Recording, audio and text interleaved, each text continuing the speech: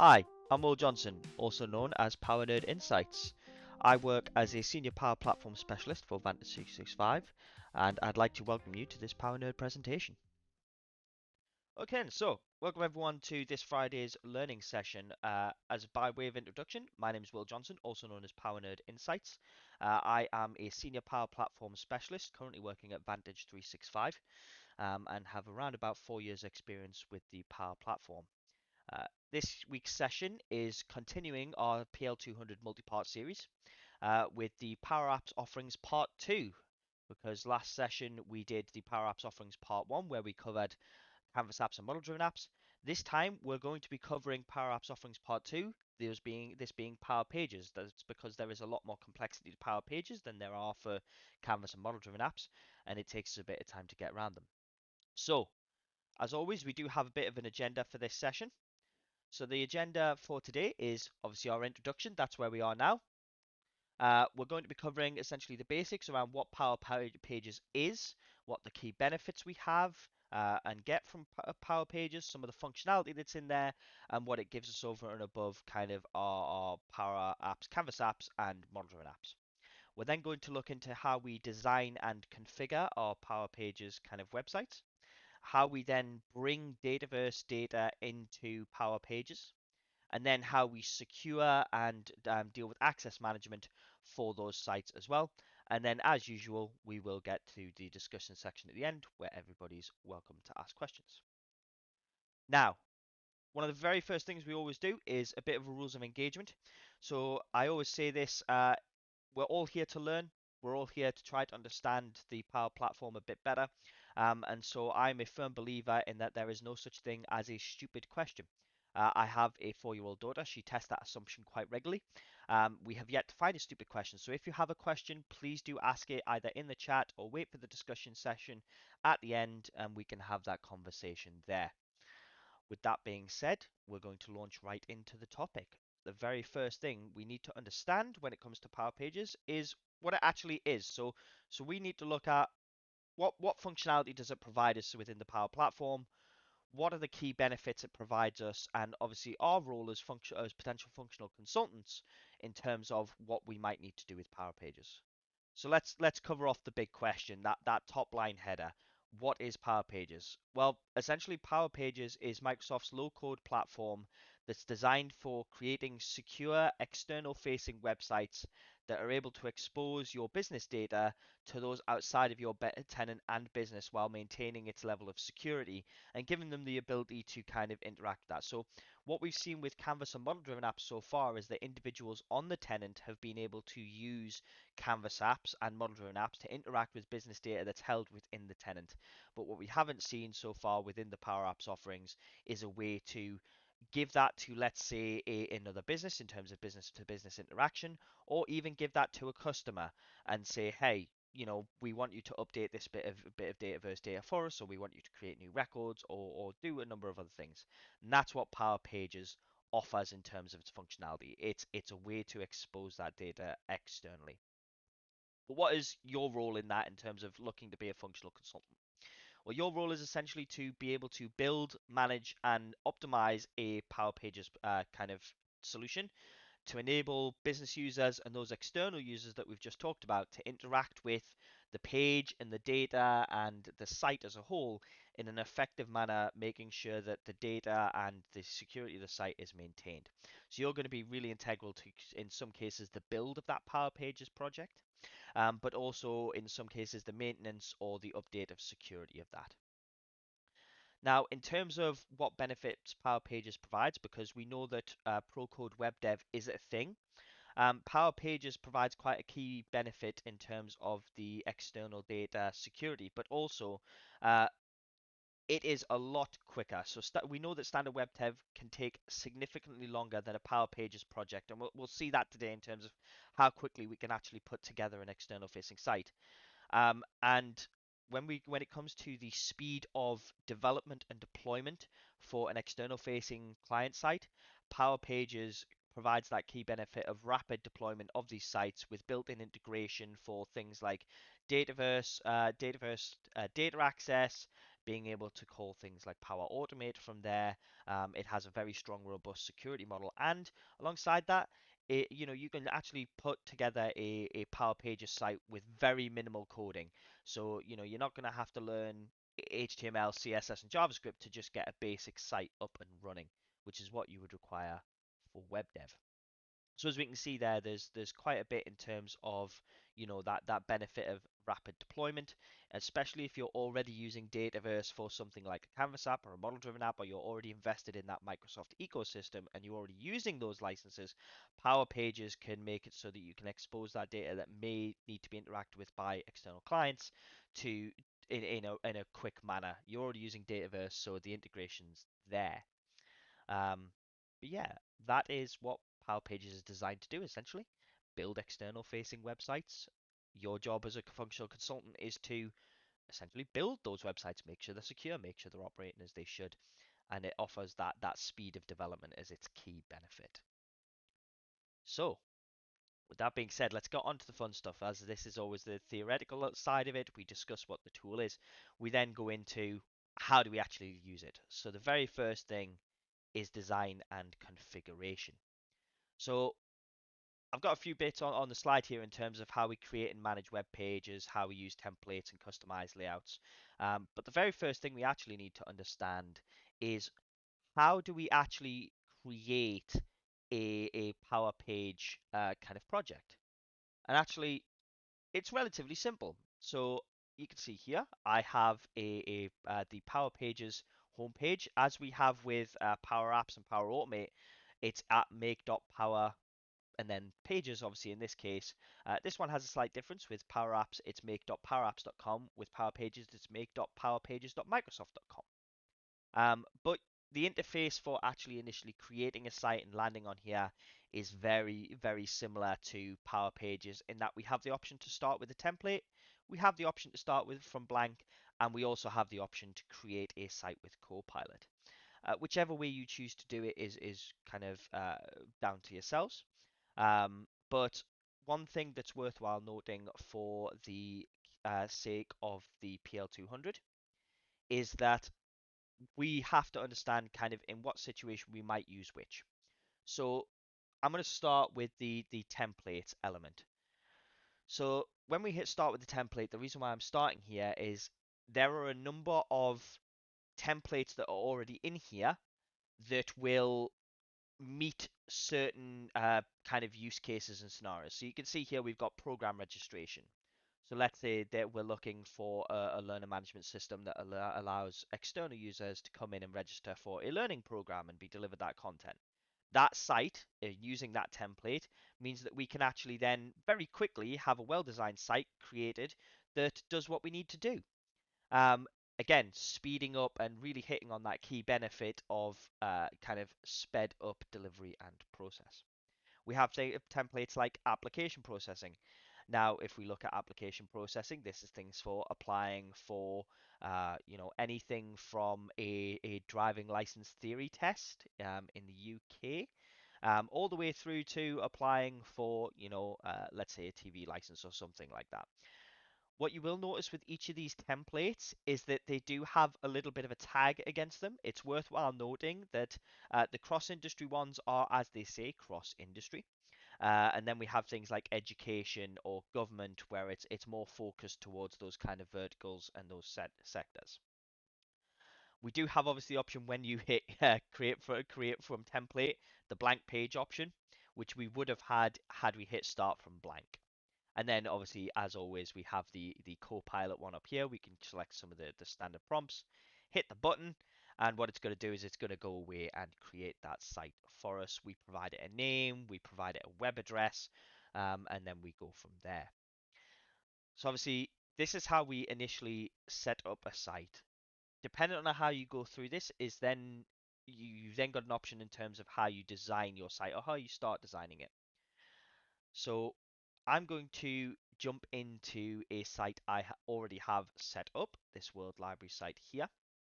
And we're going to go into how the Power Pages editor looks, how it feels, how we create web pages, how we fill our web pages with content, and how we kind of leverage that low code platform to be able to carry out kind of the build process of a Power Pages site. So one of the first pages you always get, even if you're starting from blank, is a home page. So this is the page I'm on here. Now, as you can see,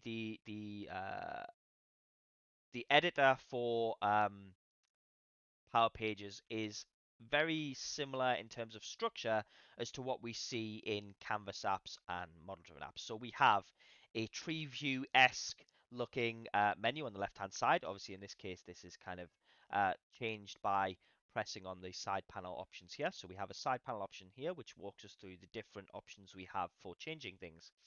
And then when you select items on the page, you have kind of your ways to change them up in the top bar rather than what you would normally have on the right hand side in things like Canvas apps and model driven apps where you have a properties pane. The actual editor itself is all done in here, and when we look at Power Pages in terms of the pages and the page design, it's very reminiscent, if anybody has worked with SharePoint, it's very reminiscent of the SharePoint site designer. So every single page is built up of sections, and then we add components to those sections to get it to display things like data or other items. So if I hit add a section here where I'm editing my home page, I can come in and I can choose whether it's a one column, a two column section, a three column section, one third left or one third right.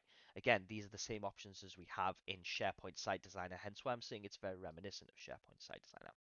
So I choose two columns, and then you can see here I have my two columns filled out. Just beneath this I have a one column section just to denote the difference between the two.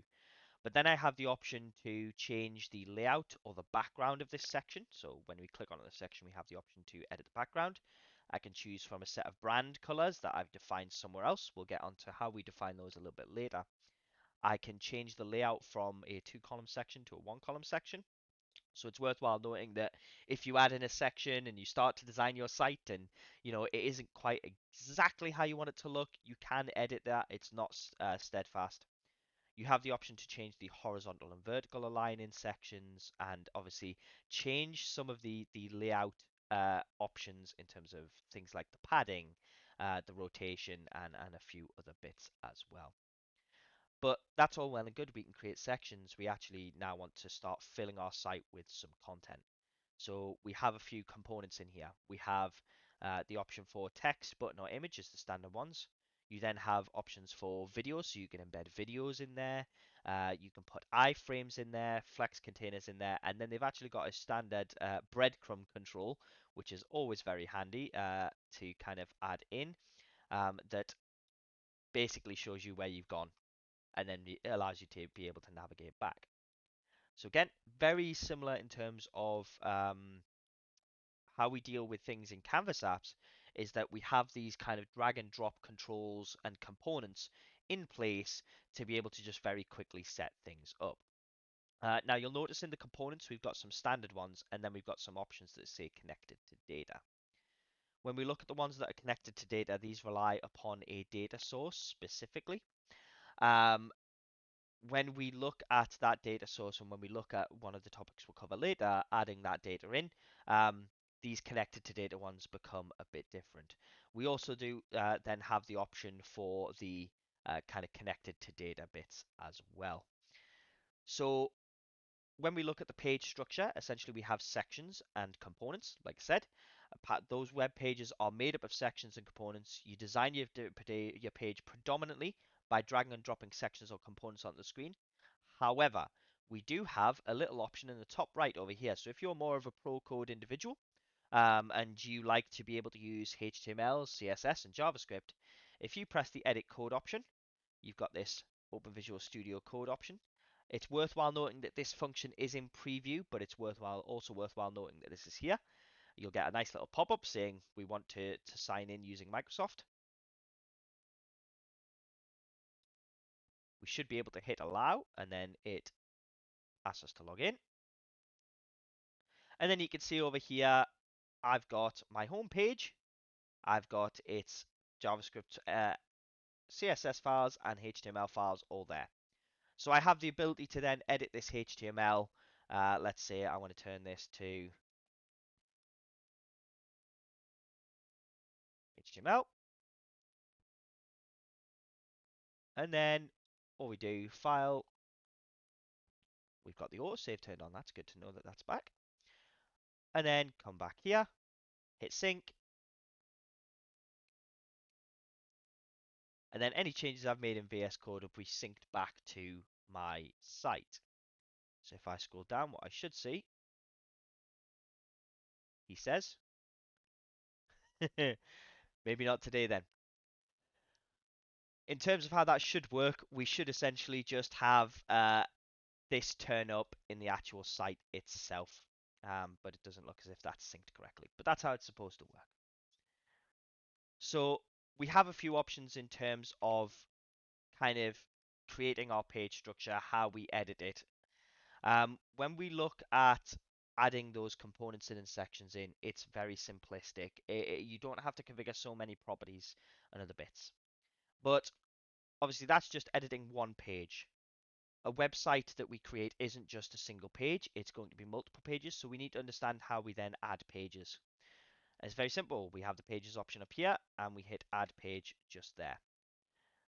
You have the option to describe a page and then it creates it for you.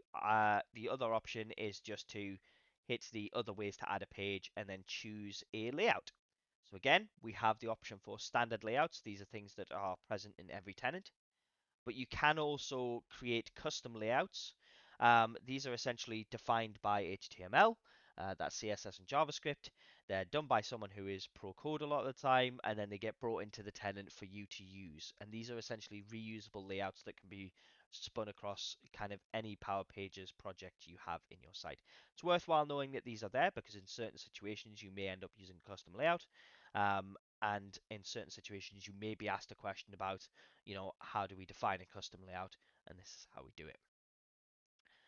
So just adding a page is very simple. You do have a tick box for adding the page to the main navigation. This does matter. So I'm going to call this test page. And I'm going to choose that it is let's say just a normal page, not a landing page, not a sub page. Hit add. And you can see here that it's already created my sections for me. It's already put some of the content on there and a few other bits. And you'll notice that in the header, the site header up here, all the pages that I have listed under main navigation have turned up. If there is a page you do not want to turn up in the main navigation, it's relatively easy. Come over to the pages section, hit the little three dots, and move it to the other pages. And then it'll disappear. This doesn't mean that it's not accessible, but it just means that to access it, you need a button that redirects them via a URL, for instance, or you need something that moves them to that page via the URL. You can actually also define most of the URL for the page as well. So when you hit the little three dots on here on a page, you can choose page settings, and there is your partial URL. Now, that partial URL is what turns up if, for instance, I hit preview and I go desktop. That partial URL is what turns up here. So you can see there, test page. That's what turns up on the end of my site. The URL does matter. There is when it comes to things like searchability, when we look at search engine optimization, make sure that your URLs are kind of indicative of what's on the page.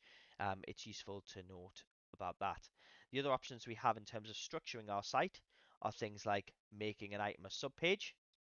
So now if I preview the site, because I've made test page a subpage of books underscore edit,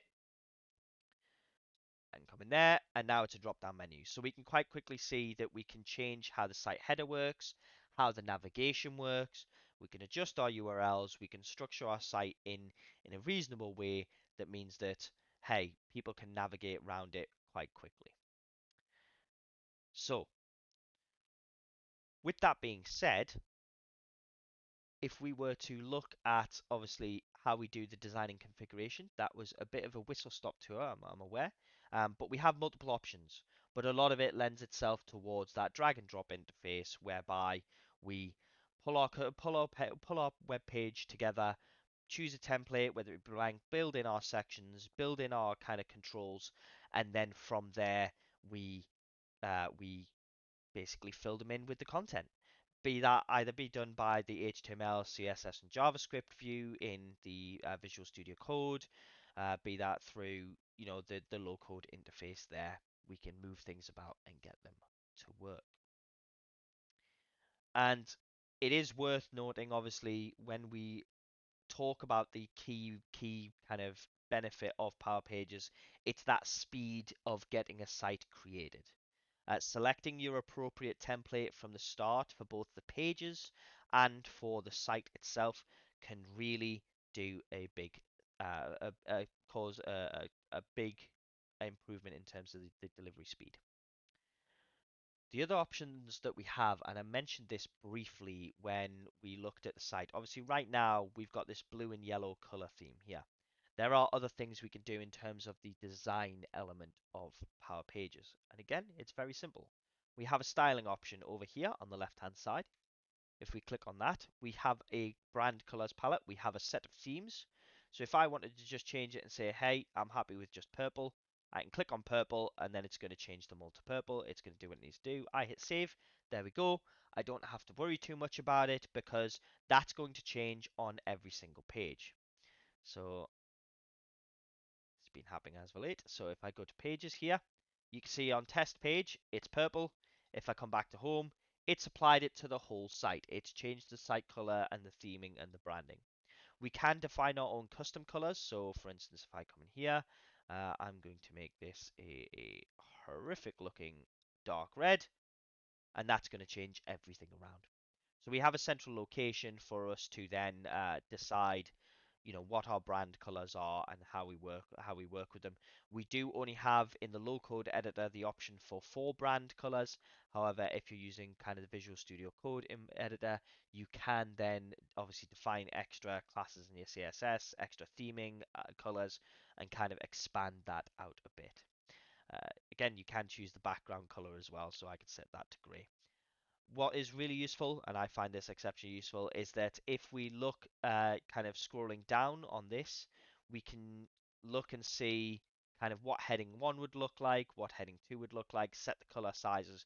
But alongside that, if we have things like buttons that would have branding applied to them, we can kind of click them and see what they're going to look like and actually separate those out as well. We do have an option around margins and spacing as well to set it for every section.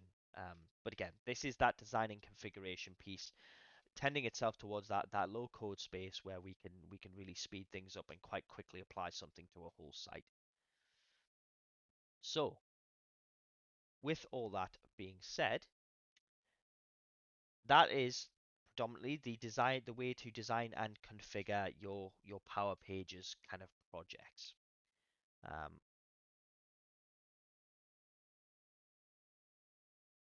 Pausing there briefly, obviously very much I would say a whistle stop tour, but it gives you kind of everything you need to kind of initially create a site from a template, understand how we interact with it, and how we do that design and configuration. But we all know that the core of any solution is not a lot of the time how it looks. It's about the data that we have access to and what can we do with that data.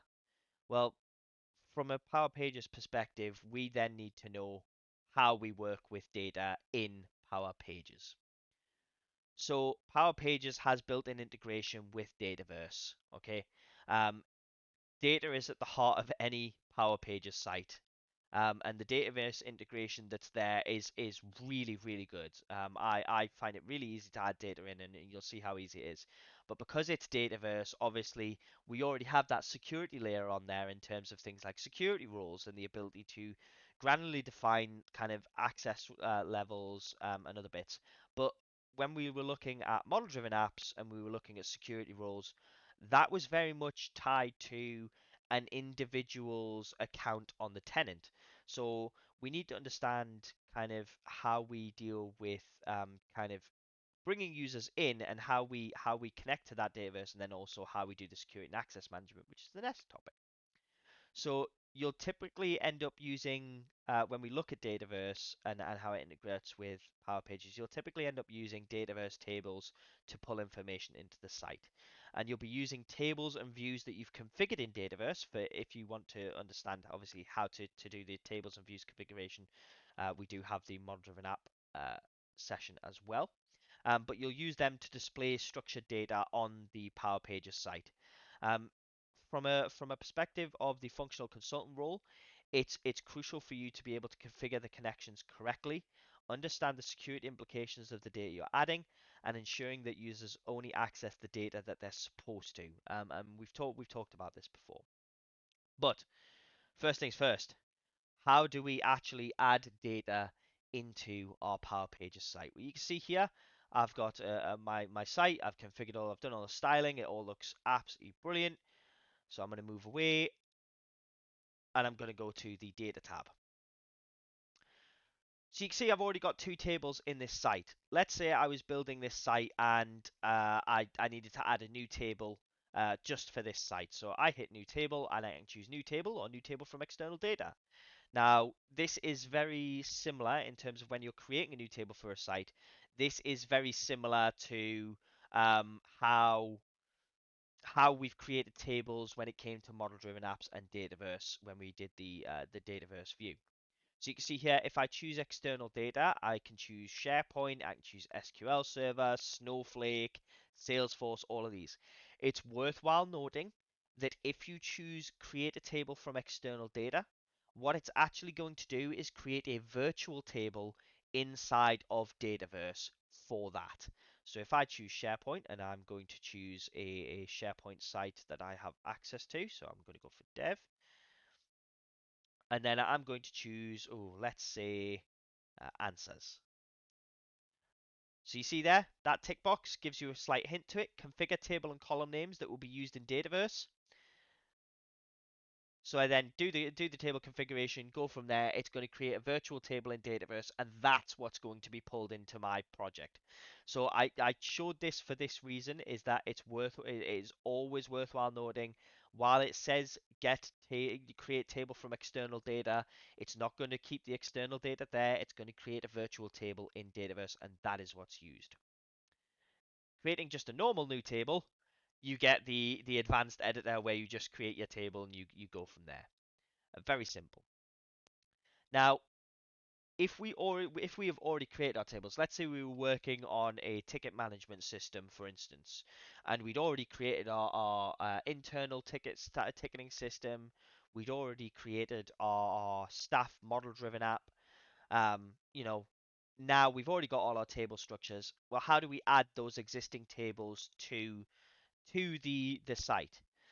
Now you would think that you could come to data and then just hit the little three dots next to the table. So I'm just going to go LTS and go add table to site, but that's not an option here. That's not how Power Pages brings that data in. So we need to understand how we bring that data in. Well, it's very simple. We come to Pages, and I mentioned before about the adding of controls and how some of those controls, I'm just going to add a one column section here, are listed as connected to data. So there are some controls in here like the card gallery, like the form, like the multi-step form or list that are connected to data controls. So if I choose the list option, I'm leaving the preview and I'm going to turn off the AI insights. I can choose an existing list that I've already got on my site, or I can hit new list. And then what it's going to do is it's going to walk me through adding a list to this control. And what we'll notice is after we've done that, the list itself that we've just added will appear in the data tab. So I'm going to choose LTS authors. It's then going to ask us to select a view. And obviously because this is interacting with Dataverse data, these are our Dataverse views that we've configured. And we're going to name the list authors there. So that's been added. And then I can come into data and there we go. There's LTS authors now added to my site. So the way in which we actually add data from Dataverse to our site is through the controls. We come in, we hit the plus, we choose where the data is going to be used, we choose the table, we choose the view, and we go from there. So when we look at that, we have essentially a way of adding data. Now, that's all well and good, but how do we decide how our data looks and how do I know what that view is? Well, actually, all these views are already configured in Dataverse. So when we look at how we want our view to come through in terms of, let's say, things like if we were displaying a list of data, we'd be looking at the table view. If we wanted to create a form control, well, how that looks is defined by the form that you choose, right? So it's all done in Dataverse. You can edit it from here, but if you define when you're creating your data structures, if you define your list views and your forms in the right way, then they'll appear in the right way in your Power Pages site. So it's all defined at that point. So with all that, when we look at working with data, we now know how to add data to our site. It's done through the controls. It's done via Dataverse tables. If we choose the data wants to come from external source, then that creates a virtual table in Dataverse. So the backing of these sites is very much all Dataverse. When we want to change how the form or the list control on the Power Pages site displays, that is done via the lists, sorry, the views and the forms section on that related Dataverse table. So you set them up there and bring them in. So that is working with data, which is all well and good. Now got our data into the site, but how do we permission it? Because as I mentioned, security rules are kind of abstracted. They're very much a case of internal users. Well, this is where we get into security and access management. When we look at the site itself, when I added this control, you'll see here that it says new permission. Permissions in Power Pages are slightly different to how they operate in Dataverse when it's internal to the tenant. And we have a few options here. So I'm going to walk through the security tab in terms of the protect options here, and then we'll look at kind of the manage options. There are a few things in terms of the protect options. We have web roles. Now, these web roles are essentially ways to define contacts on your site. So when someone signs up, when someone first visits your site, they are classed as an anonymous user. Okay. When they then, let's say for instance, if we look at my page, when they then come to the kind of sign up option up here, obviously mine says John Doe because I'm in the design studio. But when they come to the sign up option, they sign up. They then move from the anonymous users under web roles into the authenticated users. And then obviously administrators is the individuals internal to the team who have access and are pretty much tenant individuals, right? So these are essentially our ways to group people. Now you can add new roles. When you add a new role, they become specific to a site. You can provide a description. You can choose whether it's an authenticated user role or an anonymous user role. So even in this scenario where it's an authenticated user or anonymous user, essentially that role is defined by whether they have signed up to the site or not and whether their identity has been authenticated. We'll get into identity authentication in a minute because that's part of the manage section. But it's worthwhile knowing that even if you create a new web role, you have to choose whether they're an authenticated user or an anonymous user. So that's web roles, just a way of grouping people and identifying who they are. Now, the best way I can relate this to kind of what we've learned so far would be that this is kind of like your Dataverse Teams area, whereby you were able to group people either by a Microsoft Entra ID group or by a Office 365 group or by a Dataverse team. This is similar to that. It's grouping people into into these groups to then be able to assign them page permissions and table permissions, which is what we're going to get onto now. Page permissions. So you want to be able to decide who can see what page when. For instance, in the case of this site that I have been working on, I am messing around with building a solution whereby external users are able to check books out or take a book out for loan from a library, right? When we look at this, we want the users who aren't authenticated users to be able to see all the books that the library has, but maybe not be able to edit those books or be able to check those books out. So I want all users to be able to see the books page because that's where just the list of books are that aren't editable. But authenticated users, I want you to see the editable books page because you need to be able to check those books out and see which ones are available and which ones aren't. And it's very easy to do this. When we come into page permissions, we find our page that we want to sign up permissions to, and let's say I want to do test page, hit the little three dots, hit edit permissions, change it from anyone on the web, change to I want to choose, and then go, hey, I just want the administrators to see the test page because we actually aren't doing anything with it right now, and then hit save. And very simply, only those that are within the administrator's web role will then be able to see that test page. Page permissions are as simple as that. Now, table permissions are slightly different. So, you can see here that I've got an all items list, an all items auth users list, and a create loan list. Now, if I come into my page here and come down to this list that I've just added, I mentioned about this new permission option. If I click new permission, it's going to look at this. This is a table permission. These are very, very similar to security roles, but they are specific to Power Pages. Okay, we create a table permission for Power Pages tables essentially that are being brought into the site. In the case of this, obviously this is the authors table. I actually don't want this to be, for instance, global access. I maybe want this to be, let's say, self access. So these actual options in here change what a user can see. So when we look at global access, this is essentially, hey, if we set it to global access as a table permission in this Power Page site, when a user comes in, they're going to be able to see all rows in that table, regardless of who the assigned contact is or who the assigned owner is.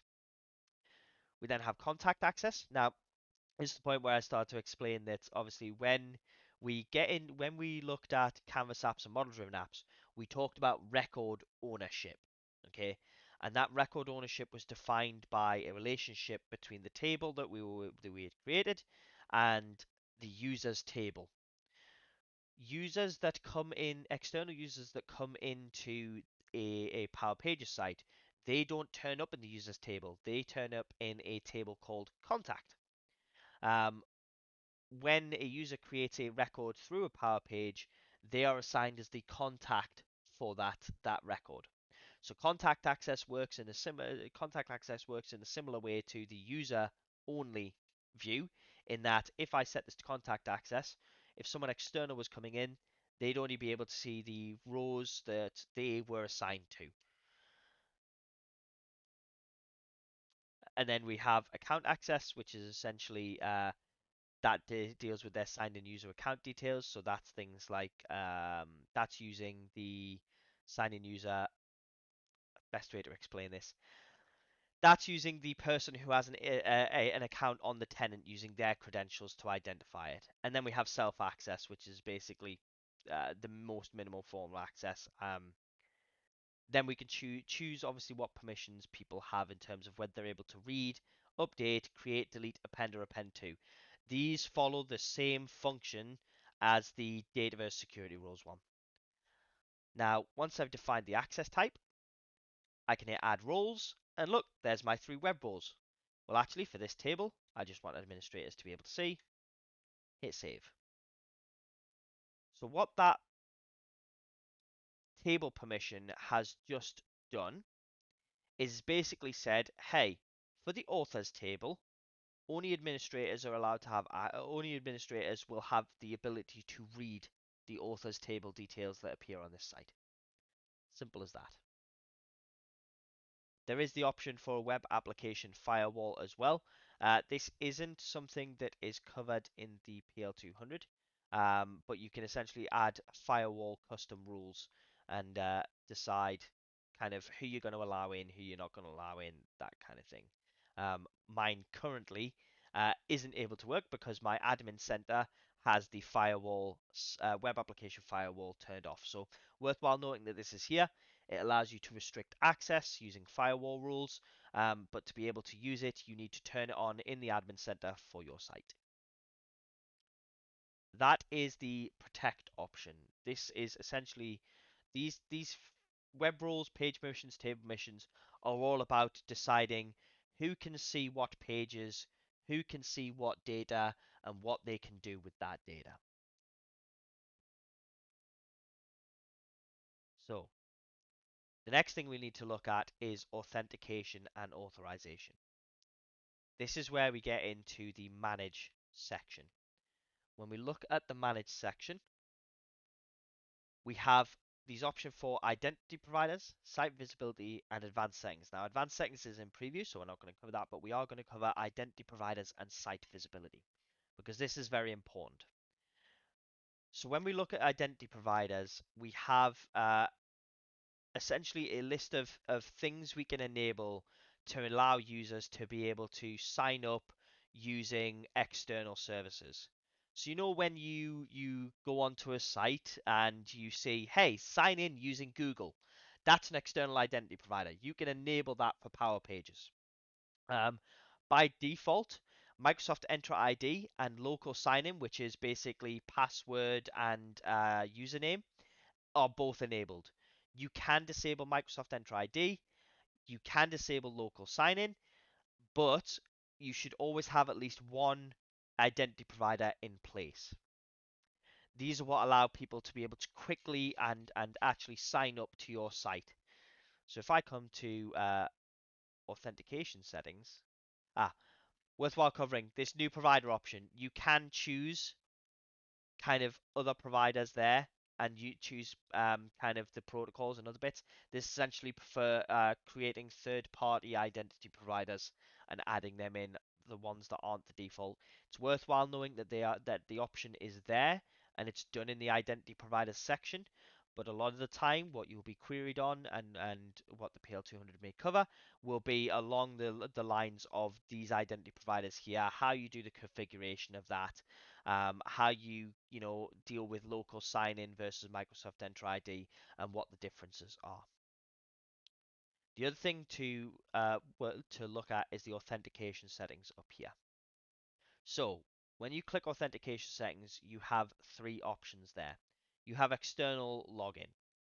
So essentially, um, this decides whether someone can create an account or log in with an account that isn't part of the tenant.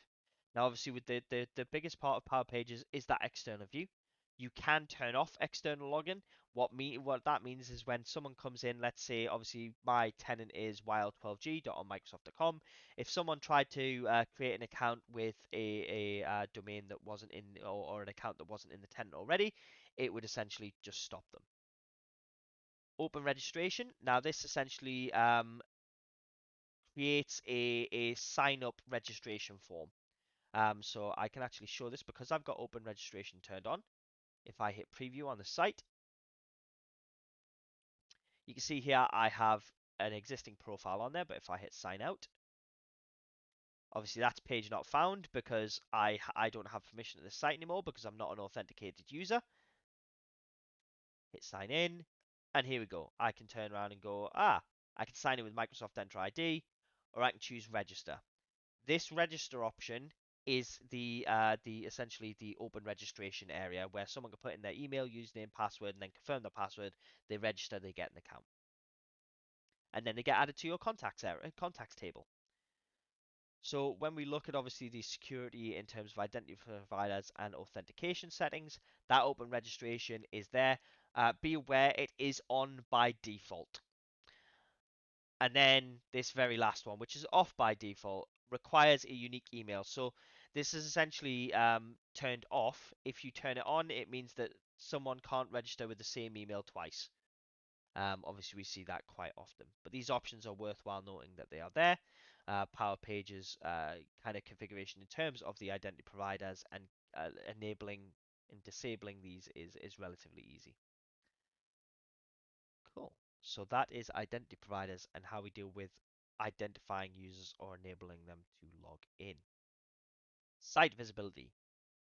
So this is essentially where we then choose, once we've built our site, when we're ready to put it live. So if you set it to public, that means if you sent anybody the URL to your site, they'd be able to see it, whether they're internal to the tenant or not. But this is where it's done, just under the site visibility. Okay, so looking at obviously the security and access management, we've covered quite a fair bit in terms of how the permissions model looks and how it is, while it is similar to Dataverse, it's slightly different because we don't use the users table, we use the contacts table a lot of the time, and we're dealing with users who are essentially not part of the tenant. So we've looked at how we authenticate users, how we get them to sign in, what the difference is between an anonymous user versus an authenticated user, the different options that we have for authenticating a user via either local sign-in, where it's just a username, email, password, or using things like Microsoft Entra ID or Google Identity Manager to then be able to do that. We've looked at how we assign page permissions to those web roles. We've looked at how we then assign um, data permissions to those web roles, and how we manage the access to not only the pages but the content as well, and limit that down. With all that being said, that is pretty much everything on the Power Pages. Thank you for listening. I hope you found it useful and got to learn something new, and I'll see you in the next one.